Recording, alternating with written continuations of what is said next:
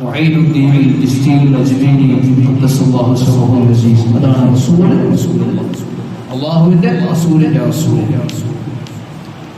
അങ്ങനെ ഖാജ തങ്ങളുടെ സ്വപ്നത്തിൽ വന്നിട്ട് ഹബീബായ റസൂലുള്ളാഹി സ്വല്ലല്ലാഹു അലൈഹി വസല്ലം തങ്ങൾ പറയുകയാണ്, നിങ്ങൾ ഹിന്ദിൽ പോകണം. അവിടെ രാജസ്ഥാൻ എന്ന് പറയുന്ന സ്ഥലമുണ്ട്, അവിടെ നിങ്ങൾ പോകണം. അല്ലാഹുവിന്റെ ദീൻ നിങ്ങൾ പ്രബോധനം ചെയ്യണം. അവിടെയുള്ള ആളുകളെ ദീനിലേക്ക് നിങ്ങൾ ക്ഷണിക്കണം. അങ്ങനെ മഹാനവറുകളെ രാജസ്ഥാനിൽ എത്തുകയാണ്. രാജസ്ഥാനിലെ വലിയ ഒരു തടാകമാണ് അനാസാഗർ തടാകം. ആ തടാകത്തിന്റെ അരികിൽ വന്നിട്ട് മഹാനവറുകൾ 2 റക്അത്ത് സുന്നത്ത് നിസ്കരിക്കുന്ന സമയത്ത് ആ നാട്ടിലെ അന്നത്തെ രാജാവ് അറിയുകയാണ്, അറേബ്യൻ നാട്ടിൽ നിന്ന് കുറച്ച് ആളുകൾ ഇന്ത്യയിലേക്ക് വന്നിട്ടുണ്ട്. അവര് ഇവിടെ ആക്രമിക്കുവാനും നമ്മുടെ സമ്പത്തുകൾ പിടിച്ചെടുക്കുവാനും ഇവിടുത്തെ ഭരണം പിടിച്ചെടുക്കുവാനും വേണ്ടിയാണ് വന്നിരിക്കുന്നത് എന്ന് രാജാവിന്റെ അടുക്കിലേക്ക് വിമർശിക്കുകയാണ്. അങ്ങനെ രാജാവ് പട്ടാളക്കാരെ അയക്കുകയാണ്. മഹാനഗറുകൾ അരികിലേക്ക് പട്ടാളക്കാരെ അയക്കുകയാണ്.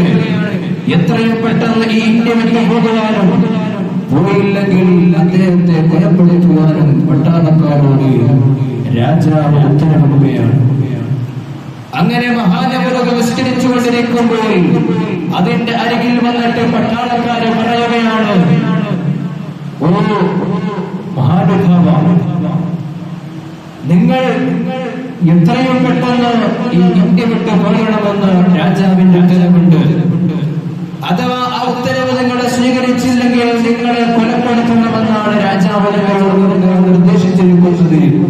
അതുകൊണ്ട് എത്രയും പെട്ടെന്ന് നിങ്ങൾ ഈ ഇന്ത്യ വിട്ട് പോകുക എന്ന് മഹാനഗറുകളോട് പറയുകയും മഹാനഗറുകൾ പറയുകയാണ്, ഞാൻ നിങ്ങളുടെ ഭരണം പിടിച്ചെടുക്കാനോ ഇവിടുത്തെ സമ്പത്ത് പിടിച്ചെടുക്കാനോ നിങ്ങൾ ആക്രമിക്കാനോ അല്ല ഞാൻ വന്നത്. എനിക്ക് ഇവിടുത്തെ MLA ആകണ്ട, എനിക്ക് ഇവിടുത്തെ MP ആകണ്ട, എനിക്ക് നിങ്ങൾ ഒരു സ്ഥാനവും എനിക്ക് വേണ്ട. ഞാൻ ഇവിടെ വന്നത് എന്റെ ഹബീബായ റസൂലുള്ളാഹി സ്വല്ലല്ലാഹു അലൈഹി വസല്ലം തങ്ങളുടെ നിർദ്ദേശം അനുസരിച്ച് അല്ലാഹുവിന്റെ ദീൻ പ്രബോധനം ചെയ്യാൻ വന്നതാണ്.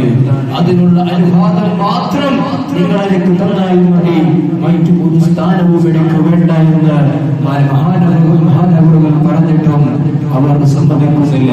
അവർ പറയുകയാണ്, രാജാവിന്റെ ഉത്തരവാണ്, എത്രയും പെട്ടെന്ന് നിങ്ങൾ ഇവിടെ വിട്ടു പോകുമെന്ന് പറഞ്ഞപ്പോൾ ആ വലിയ തടാകമായ അനാസാഗറിലേക്ക് മഹാനായ ഖാജ തങ്ങൾ ഇറങ്ങുകയാണ്. ജീവിതത്തിൽ ഇതുവരെയും പറ്റിയിട്ടില്ലാത്ത അനാസാഗറിലേക്ക് മഹാനവറുകൾ ഇറങ്ങുകയാണ്. അനാസാഗറിലേക്ക് ഇറങ്ങിയപ്പോൾ അവിടുത്തെ കയ്യിലുള്ള ഒരു പാത്രം കൊണ്ട് ഒരു പിടി വെള്ളം അതിൽ നിന്ന് കോരുകയാണ്. അവിടുന്ന് കോരിയത് അനാസാഗറിൽ നിന്ന് കയറുമ്പോൾ ആ വെള്ളം ഇതാ വറ്റി തുടങ്ങുകയാണ്, കുറയാൻ തുടങ്ങുകയാണ്. കുറഞ്ഞ തീരെ വെള്ളമില്ലാതെ ആ അനാസാഗറിൽ വറ്റിപ്പോവുകയാണ്. ഇത് കണ്ടിട്ട് പട്ടാളക്കാരേക്ക് നിൽക്കുകയാണ്. കാരണം ഇതുവരെയായിട്ടും പറ്റാത്ത അനാസാഗറാണ് വറ്റിയിരിക്കുന്നത്. നമുക്ക് അജ്മീറിൽ പോകുന്നവരൊക്കെ പോകാറുണ്ട് അനാസാഗറിൽ കാണാൻ കഴിയുമ്പോൾ ഒരു വിശാലമായ നദിയാണ് അനാസാഗർ. ഞാൻ ആദ്യം ചരിത്രമൊക്കെ കേൾക്കുമ്പോ ഞാൻ കരുതി ചെറിയൊരു കുളമെന്ന് കരുതി. പക്ഷെ അവിടെ ചെന്നിട്ട് അനാസാഗർ കണ്ടപ്പോഴാ മഹാനഗറുകൾ ഒരു കോടൽ കൊണ്ട് ആ അത്രയും വലിയ നദി വറ്റിപ്പോവുകയാണ്. അതാണ് അവരുടെ കറാമത്ത്. ഇന്ന് കറാമത്തുകൾ പറയുമ്പോൾ ആൾക്കാർക്ക് ആശങ്കയാണ്. കറാമത്ത് എന്ന് പറഞ്ഞ സാധാരണ ഒരു കാര്യത്തിന് കറാമത്ത് എന്ന് പറയില്ല, അസാധാരണമായി ഉണ്ടാകുന്ന കറാമത്ത് എന്ന് പറയുന്നേ. സാധാരണ ഇപ്പോൾ ഒരാള് ചെയ്യുന്ന കാര്യം അതുണ്ടാകാൻ പറഞ്ഞാൽ അതിന് കറാമത്ത് എന്ന് പറയും. അത്ഭുതമായി തോന്നുന്ന ജനങ്ങൾക്ക് ഉണ്ടാകാൻ കഴിയാത്ത കാര്യങ്ങൾ, അതിനാണ് കറാമത്ത് എന്ന് പറയുന്നത്. ഇതൊരു അസാധാരണമായ കാര്യമാണ്. അങ്ങനെ അനാസാഗർ വറ്റുകയും ഇത് കണ്ടിട്ട് പട്ടാളക്കാരൻ നന്ദിക്കുകയാണ്. അവര് പോയിട്ട് രാജാവിനോട്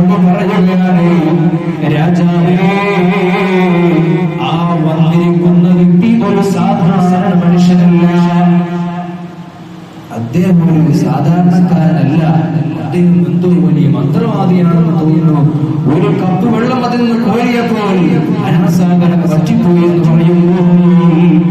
അന്ന് ഇന്ത്യയിലെ ഏറ്റവും വലിയ മന്ത്രവാദികളിൽ പെട്ട ഒരു മന്ത്രവാദി അയക്കുകയാണ്, മഹാനവരുടെ അടുക്കലേക്ക് അയക്കുകയാണ്.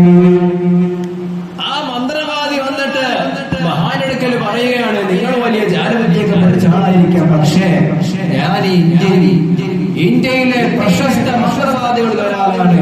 അതുകൊണ്ട് നിങ്ങൾ ഇവിടുന്ന് പോയില്ലെങ്കിൽ ഞാൻ നിങ്ങൾ ഒളിച്ചു കളയുമെന്ന് പറയുകയാണ്. മഹാനവരുകൾ പറയുന്നു, എനിക്ക് ഇവിടുത്തെ സ്ഥാനമൊന്നും വേണ്ട, എനിക്കിവിടെ ബാഹുവിന്റെ പ്രബോധനം ചെയ്യണം, അതിനുള്ള അനുവാദം തരണമെന്ന് നിങ്ങളുടെ രാജാവിനോടൊന്ന് പറയുമോ? മന്ത്രവാദിക്ക് മനസ്സിലായി, ഇത് പറയുന്ന കേസില്ല, മനസ്സിലായി പറയുന്നത് കേൾക്കുന്ന കേസൊന്നുമില്ല, മനസ്സിലായി. അങ്ങനെ മന്ത്രവാദി മലകളിലേക്ക് നോക്കിയിട്ടൊരു മന്ത്രം ചെല്ലുകയാണ്. ആ മന്ത്രം ചൊല്ലിയ ഉടനെ വലിയ വലിയ വിഷമുള്ള പാമ്പുകളിതാ, രാജവെമ്പാലെ പോലെയുള്ള വലിയ വലിയ വിഷമുള്ള പാമ്പുകൾ ആ കാടുകളിൽ നിന്ന് ഇറങ്ങിയതാ മഹാന്റെ മുന്നിൽ വന്നിട്ട് ഇങ്ങനെ പറ്റി വിടർത്തി നിൽക്കുകയാണ്. എന്നിട്ട് വിഷമിങ്ങനെ ചീന്തുകയാണ്. മഹാനിത ആ പാമ്പുകളുടെ നേരെ വിരലുകൾ ചൂണ്ടിയിട്ട് അവിടുന്ന് ഓതുകയാണ്,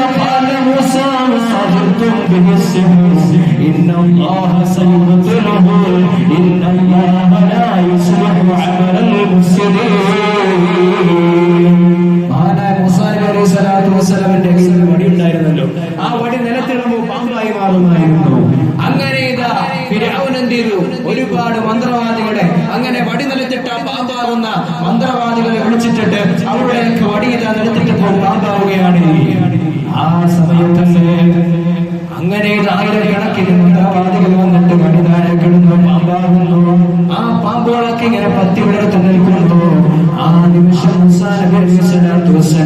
അവിടുത്തെ വടിയങ്ങ് നിലത്തിട്ടപ്പോൾ ആ വടി പാമ്പായിട്ടില്ല.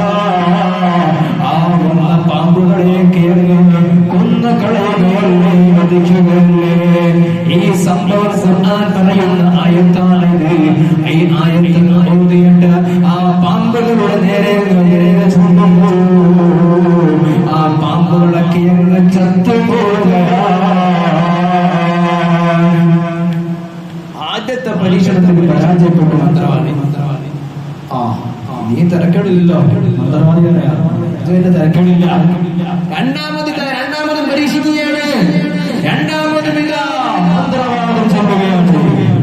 ചെല്ലുമ്പോൾ ആകാശത്ത് നിന്ന് ഒരു തീക്കുണ്ടായ മഹാനവരുടെ നേരെ വരികയാണ്. കത്തിച്ചൊലിക്കുന്ന ഒരു തീക്കുണ്ടായ മഹാനവരുടെ നേരെ വരികയാണ്.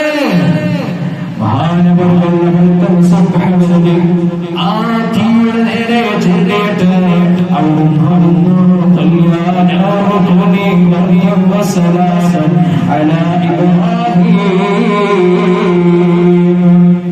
നമ്രൂദിന്റെ തീക്കുണ്ടാരത്തിൽ 3 ദിവസമല്ലേ മഹാന ഇബ്രാഹിം താമസിച്ചത്. ആ ഇബ്രാഹിം നബിയെ തീക്കുണ്ടാരത്തിലേക്ക് എറിയുന്ന സമയത്ത് അല്ലാഹു തആല തീയോട് പറഞ്ഞ സംഭവമാണ്. ഈ ആയത്ത് ഓതുമ്പോൾ ആ വന്ന തീ അതങ്ങ് അടഞ്ഞു പോകുകയാണ്. രണ്ടാമത്തെ പരീക്ഷണത്തിന് പരാജയപ്പെട്ടു. മൂന്നാമത്തെ പരീക്ഷണം എന്താണ്? അപ്പൊ മന്ത്രവാദി പറഞ്ഞു, രണ്ടാമത്തെ എന്നെ നീ പൊട്ടിച്ചു, പക്ഷെ മൂന്നാമത്തെ നിനക്ക് എന്നെ തോൽപ്പിക്കാൻ കഴിയില്ല. മൂന്നാമത് ഞാൻ ചിറകില്ല, പറക്കാൻ പോവുകയാണ്. അങ്ങനെ നിലത്തുനിന്ന് കുറച്ച് കല്ല് പറക്കിയിട്ട് ആ മന്ത്രവാദി ആകാശത്തിലേക്ക് പറക്കുകയാണ്. പറന്ന് ആകാശ മുകളിൽ പോയിട്ട് മഹാനവറുകളെ ഇവിടുത്തെ മുരീതന്മാരെ കയ്യിലുള്ള കല്ലുകൾ പറക്കി എറിയുകയാണ്.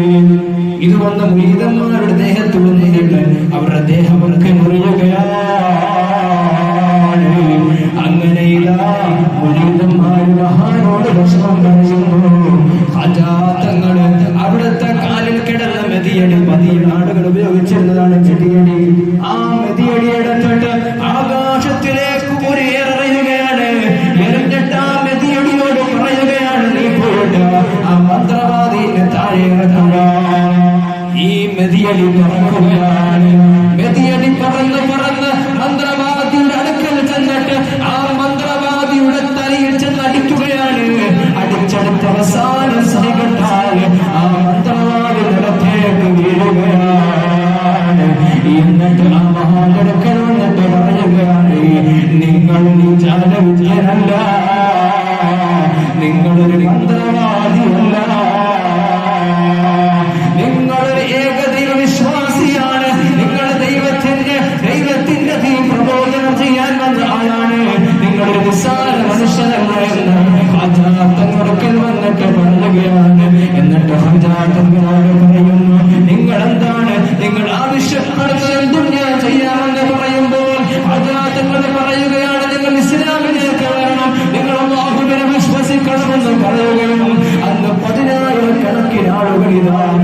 മന്ത്രവാദിയുടെ കൂടെ ഇസ്ലാമിലേക്ക് വരികയാണ്. അങ്ങനെ ഈ ഇന്ത്യ എന്ന മഹാരാജ്യത്ത് ഇതാ ഇസ്ലാം സഹോദരം ചെയ്യുകയാണ്. അന്ന് ആ കാലത്ത് രാജാവിനോടും ഇസ്ലാമിലേക്ക് വരികയാണ്.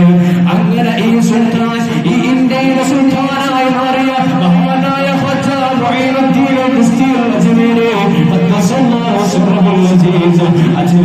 അന്തരീക്ഷണം കൊള്ളുകയാണ്. നാം അജ്മീറിൽ പോയവരാണ്, പലരും പോയിട്ടുണ്ടാകാം. അവിടെ ചെല്ലുമ്പോൾ എന്ത് മുറാദ് വെച്ചാണ് നമ്മൾ അവിടെ പോകുന്നത്, തിരിച്ചു വരുമ്പോൾ ആ മുറാദും ഉറപ്പായും ഹാസനായിരിക്കും. ഒരുപാട് അനുഭവങ്ങളുണ്ട്. അതുകൊണ്ട് നാം അജ്മീറിൽ പോകണം, അവിടുത്തെ ഖബർ നാം സിയാറത്ത് ചെയ്യണം. അവിടെ ചെല്ലുമ്പോ ഏറ്റവും കൂടുതൽ ഹറമിലാണ്, ലോകത്ത് ഏറ്റവും കൂടുതൽ ആളുകൾ കൂടുതൽ ഹറമിലാണ്. രണ്ടാമത് മദീനയിലാണ്, മൂന്നാമത് ഇന്ത്യയിലുള്ള അജ്മീറിലാണ്. അവിടെ ചെന്നാൽ എന്തോരം ആളുകളാണ്, രാത്രി എന്നല്ല പകലെന്നില്ല. അവിടെ ചെല്ലുമ്പോ തന്നെ ഒരു പ്രത്യേകമായ ആത്മീയത നമ്മുടെ കൽബിലുണ്ടാകുകയാണ്. അതെന്തുകൊണ്ട് അവരാണ് ഇന്ന് ഇന്ത്യ എന്ന് പറയുന്ന മഹാരാജ്യം ഈ രാജ്യം നിയന്ത്രിച്ചുകൊണ്ടിരിക്കുന്നത്. അല്ലേ? പ്രധാനമന്ത്രിയാണെങ്കിലും ആരാണ് സായം നിൽക്കുമ്പോൾ അവിടെ പോയി അവിടുത്തെ ഹർമത്തിൽ ചെന്ന് കട്ടിവിരിക്കുകയാണ്. ഇന്നും അവിടെ നിന്റെ വീട്ടിൽ അല്ലാഹു സുബ്ഹാനഹു വ തആല അവിടുത്തെ മദദ് നമുക്ക് തരുമാറാകട്ടെ. അവിടെ മദദിനായി ജീവിതം ധന്യമാക്കുവാനും നല്ല ഖുർആനോട് ജീവിക്കുവാനും അല്ലാഹു സുബ്ഹാനഹു വ തആല നമുക്ക് തൗഫീഖ് നൽകുമാറാകട്ടെ. മഹാന്മാരുടെ ദിവസങ്ങൾ വരുമ്പോൾ നമുക്ക് വേണ്ടി ഫാത്തിഹ ഓതണം. അത് നമുക്കുള്ള ഒരു വസീയത്താണ്. നമുക്ക് നാളെ രക്ഷപ്പെടണം. ചില ആളുകൾ പറയും, എന്തിനാ വെറുതെ ഔലിയാക്കളെയൊക്കെ വിളിക്കുന്നത്? നേരിട്ട് അള്ളാഹുവിനെ വിളിച്ചപ്പോൾ അള്ളാഹു കേൾക്കുകയില്ലേ? നേരിട്ട് അള്ളാഹുവിനെ കേൾക്കും. എന്നാൽ മഹാന്മാർ അവരിഷ്ടപ്പെട്ട ആളുകളുമായി ബന്ധപ്പെട്ടിട്ട് ചോദിക്കും. ഈ മഹാന്മാരെ വെച്ച് നമ്മൾ റബ്ബിനോട് ചോദിക്കുക, എല്ലാ മഹാന്മാരോട് ചോദിക്കുന്നത്. ഒരു മഹാൻ സ്വന്തമായിട്ട് കഴിവില്ല, സ്വന്തമായിട്ട് ഒരാൾക്കും കഴിവില്ല, ഒരു സൃഷ്ടിക്കും കഴിവില്ല, സ്വന്തം അവശക്തിയുമില്ല. അള്ളാഹു കൊടുത്ത പവറാണത്. അള്ളാഹു തആല അവരെ സ്നേഹിച്ചു, അവർ അള്ളാഹുവിനെ സ്നേഹിച്ചു, അവർ അള്ളാഹുവിന് വേണ്ടി ജീവിതം മാറ്റിവെച്ചു. അപ്പൊ അള്ളാഹു തആല അവരെ സ്നേഹിച്ചു. അപ്പൊ അള്ളാഹു തആല സ്നേഹിക്കുന്നവരെ നമ്മളെ സ്നേഹിക്കുമ്പോൾ അവരെ വിളിച്ചിട്ട് റബ്ബിനോട് നമ്മൾ ഒരു കാര്യം പറയുമ്പോൾ അള്ളാഹു തആല ഏറ്റവും പെട്ടെന്ന് പരിഗണിക്കുകയാണ്. അതിനാണ് നമ്മൾ ഔലിയാക്കളെ വിളിക്കുന്നത്. അതിനാണ് നാം അവരുടെ ഉപാസികൾ വരുന്നത് അനുസ്മരിക്കുന്നത്, അവർക്ക് വേണ്ടി യാസീൻ ഓതുന്നത്, അവർക്ക് വേണ്ടി ഖുർആൻ പാരായണം ചെയ്യുന്നത്. അത് അല്ലാഹുവിന്റെ ഇഷ്ടം വർദ്ധിക്കാൻ വേണ്ടിയാണ്. അല്ലാഹു സുബ്ഹാനഹു വ തആല ഒരുപാട് മഹത്തുക്കളുമായുള്ള ബന്ധം അല്ലാഹു തആല നൽകുമാറാകട്ടെ. ആരെങ്കിലും വന്നിട്ട് എന്തെങ്കിലും ഒന്ന് പറയുമ്പോൾ അത് കേട്ട് നാം വിശ്വസിക്കാൻ പാടില്ല. അഹ്ലുസ് സുന്നത്തി വൽ ജമാഅ, അതാണ് നമ്മുടെ ജീവിതം. അതിൽ ഉറച്ചു വേണം നാം ജീവിക്കാൻ. അത് നമുക്ക് ഉലമാക്കൾ പഠിപ്പിച്ച് നമ്മളുണ്ടോ, അത് നാം നമ്മുടെ ജീവിതത്തിൽ പിൻപറ്റുക. ഉലമാക്കൾ പറയുന്നു, മഹാന്മാരെ നിങ്ങൾ അവരെ സ്മരിക്കണം, അവിടെ പോയി അവരെ സിയാറത്ത് ചെയ്യണം, അവരുടെ മദദ് നമുക്ക് വേണം. ഒരു ഔലിയായും ഔലിയാക്കൾ അവർക്ക് മുകളിലുള്ള ഔലിയാക്കളെ അവരുടെ മദദിൽ ഒരു ഔലിയായിട്ടില്ല.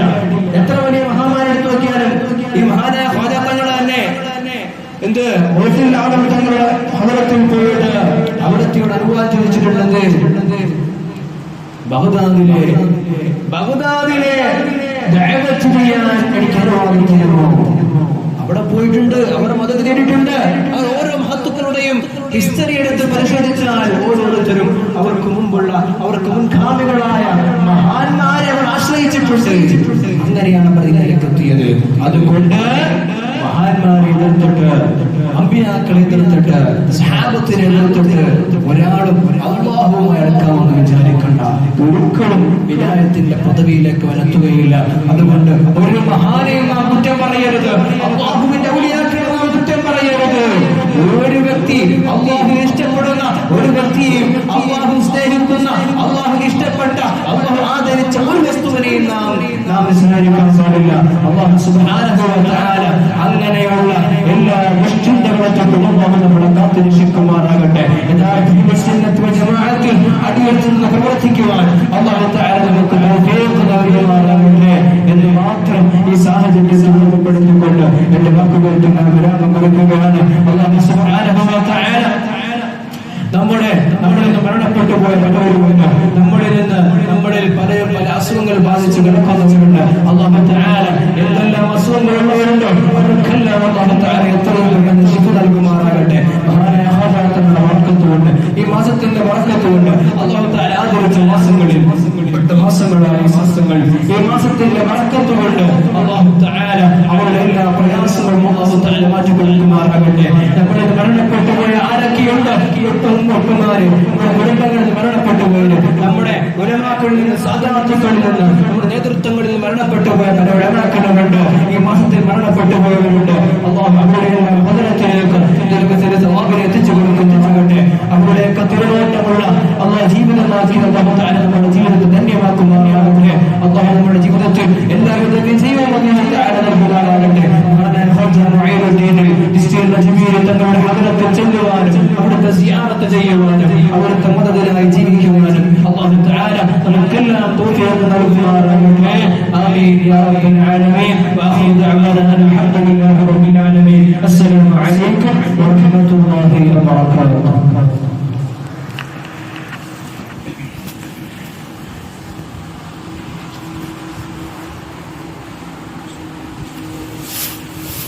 السلام عليكم ورحمة الله وبركاته.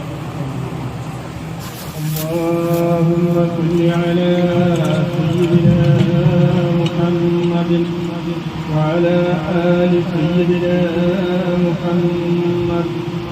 معاشر المسلمين رحمة الله، الجمعة حج الفقراء والمساكين وعيد المؤمنين. الخطبة تقوم مقام ركعتين من الفرض. روى البخاري ومسلم عن أبي هريرة رضي الله عنه أنه قال: قال رسول الله صلى الله عليه وسلم: إذا